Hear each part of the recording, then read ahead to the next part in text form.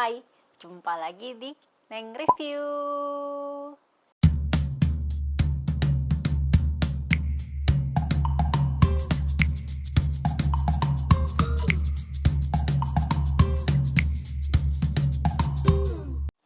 Oke, sebelumnya aku mau ngucapin dulu selamat tahun baru 2024 untuk semua teman-teman. Mungkin memang agak sedikit telat, tapi ya better late than never gitu ya. Nah, aku udah lama banget nggak nge-review drama, baik itu drama China maupun drama Korea. Hari ini aku balik lagi mau nge-review drama Korea. Judul yang aku mau review kali ini adalah Welcome to Samdalri. Kayaknya ini udah banyak yang tahu sih ya. Samdalri ini tuh sendiri sebenarnya latar belakang ceritanya itu ada di Pulau Jeju, Korea gitu. Nah, ceritanya itu diperankan oleh Ji Chang-wook dan juga Shin Hye-sun. Dua ini adalah aktor dan aktris papan atas yang maksudnya udah terkenal banget di dunia perdrakoran. Nah, di sini tuh mengkombinasikan dua orang ini membentuk satu drama romance komedi gitu, romcom ya gitu. Nah, untuk Welcome to Samdari sendiri ini totalnya ada 16 episode. Itu bisa kita tonton di Netflix gitu. Nah, drama ini menceritakan tentang kehidupan seorang fotografer yang terkenal. Asalnya itu sebenarnya dari Pulau Jeju di Samdari. Nah, dia itu merantau ke Seoul untuk menjadi seorang fotografer dan memang berhasil menjadi fotografer yang terkenal gitu. Awalnya nama dia adalah Cho Samdal, kemudian saat dia sampai ke Seoul dia berubah namanya menjadi Cho Eun Hae. Nah, saat dia di Seoul, dia itu lagi di puncak karirnya itu loh. Jadi dia itu benar-benar istilahnya kalau aktor aktris itu mau foto cuma mau sama Cho Eun Hae aja, nggak mau sama orang lain.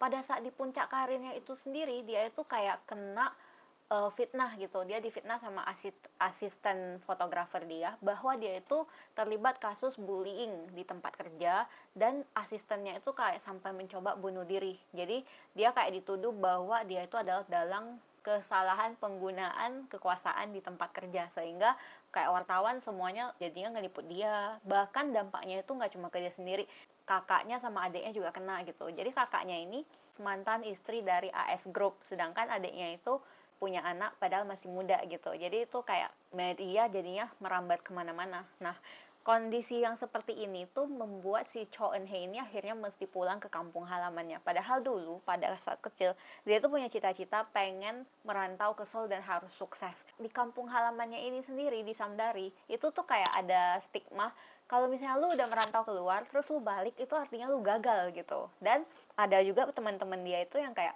udah merantau terus pulang gagal gitu. Makanya pada saat dia mau pulang tuh sebenarnya agak berat hati, tapi ya dia nggak punya opsi lain gitu selain pulang, karena wartawan ada di mana-mana. Padahal dia udah mencoba menjelaskan bahwa dia itu tidak terlibat sama kasus bullying itu, tetapi nggak ada yang mau dengerin dia gitu. Akhirnya dia pulang lah ke kampung halaman dia di Samdari.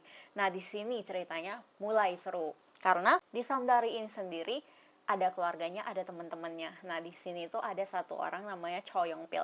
Cho Yong Pil itu adalah teman masa kecilnya si Cho Samdal. Tapi bukan cuma teman masa kecil, ternyata Cho Yong Pil ini adalah mantan pacarnya si Cho Samdal juga gitu. Sehingga mereka kayak di sini ketemu lagi, momen-momen dulu ya teringat lagi.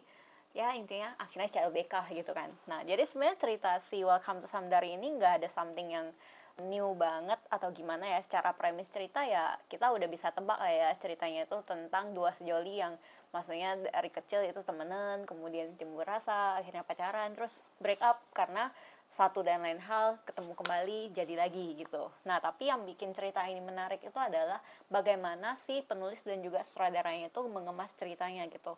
Welcome to Samdari ini totalnya 16 episode dengan durasi 1 jam lebih ya. Tapi itu menurutku kayak episodenya itu tidak disia-siakan durasinya.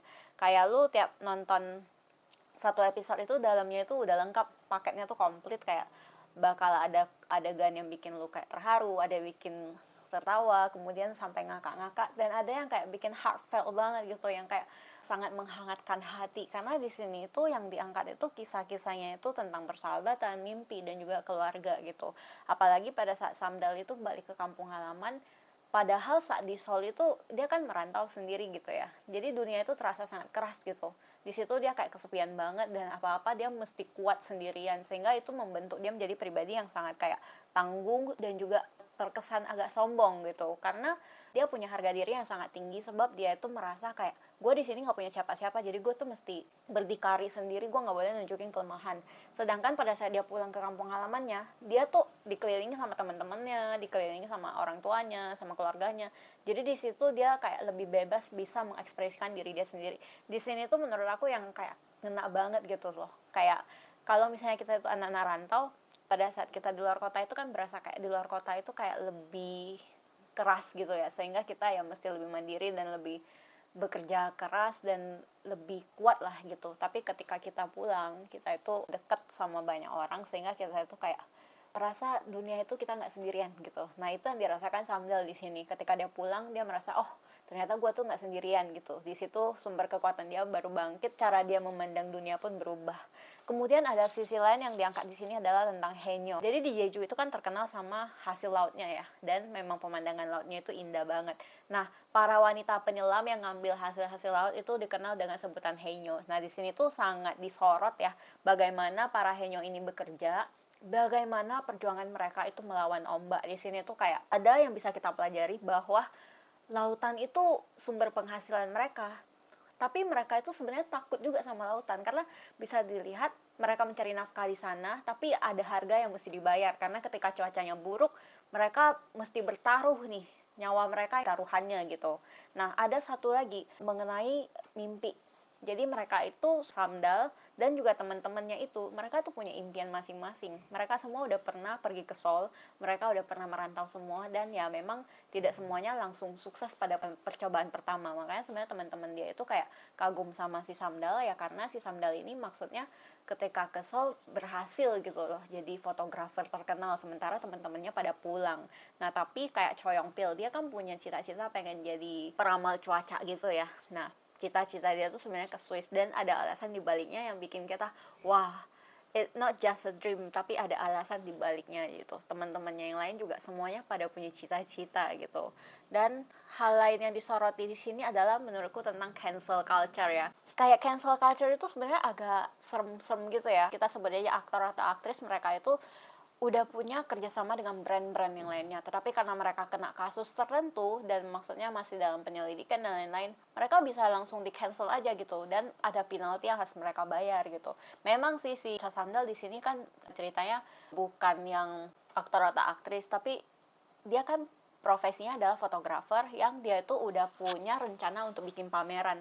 Di sisi lain, pamerannya itu mesti stop gara-gara ya dia kena kasus yang bullying tadi gitu. Dan itu kan kayak bikin down banget, dan yang bikin ironis banget itu adalah ketika dia kena cancel culture itu, nggak ada yang bertanya kamu baik-baik aja apa enggak gitu, padahal itu pertanyaan yang dia pengen banget gitu. Nah itu cancel culture itu kayak bikin orang tuh merasa feel sendirian banget dan depresi banget gitu, dan lu bayangin apa dampak setelahnya itu. Nah di sini tuh itu juga salah satu kasus yang kayak disorotin banget gitu.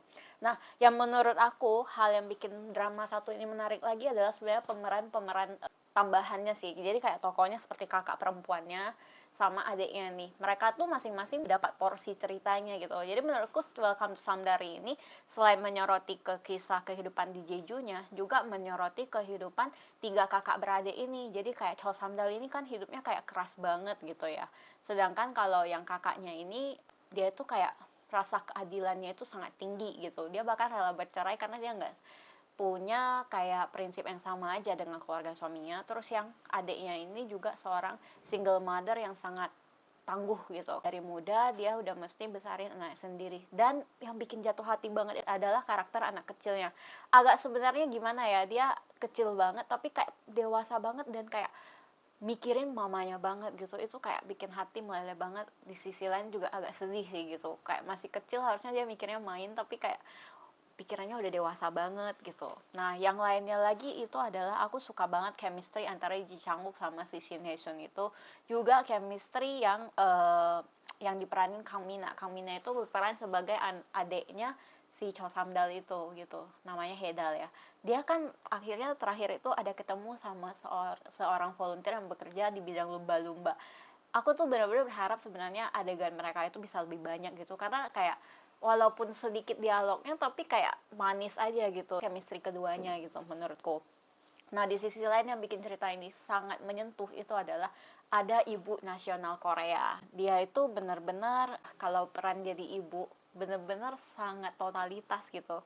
Pokoknya perfect kalau dia yang jadi ibu gitu. Nah, ini tuh kayak menyentuh banget. Yang paling bikin hangat di cerita ini adalah kerjasama dari seluruh penduduk desa. Namanya kan Sandari itu kayak desa kecil gitu ya diceritainnya.